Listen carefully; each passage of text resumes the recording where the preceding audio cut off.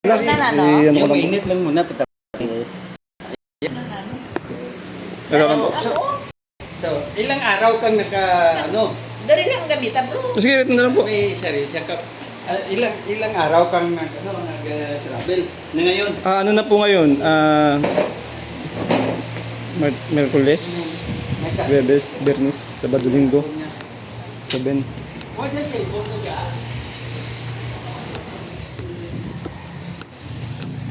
8, 9, 10, 11, 12.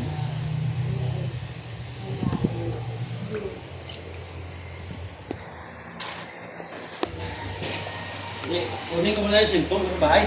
Friend? Sige po, apo. Brother. Iwan niya ang kanya, no? Iwan ang cellphone. Wala, hindi man. Palipat.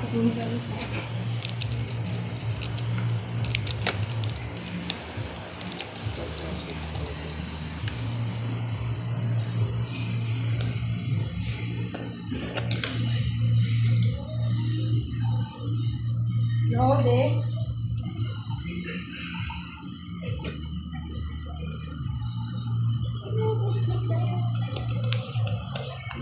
Tawag si Chin.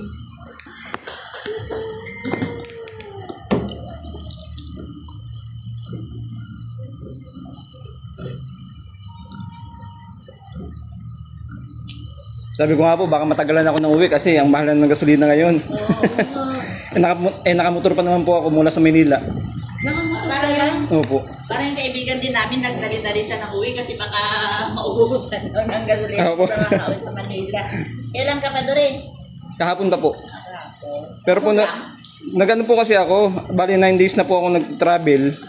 Okay. Kasi po nandun po ako, nag-stay ako ng 3 days dun sa Bicol.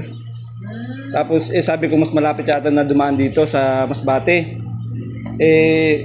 Akala ko naman mapapamura ako sa sa bayad. Di ba nag-cutting trip ka? Opo. Sabi ko ang mahal na pala. Hindi na ako matras kasi malayo pa yung babalikan ko. Kaya ngayon sabi ko sige na to. Go na natin to. Nagpray ako sa Panginoon na sabi ko Lord, kayo na mong bahala kung saan ako magdimisyon. Siya man, nag-ano man siya pero sa Mindoro kita na sa Duman. Actually po nandito po kami nung April, May, June. Nandito po kami nag-stay ng misis ko.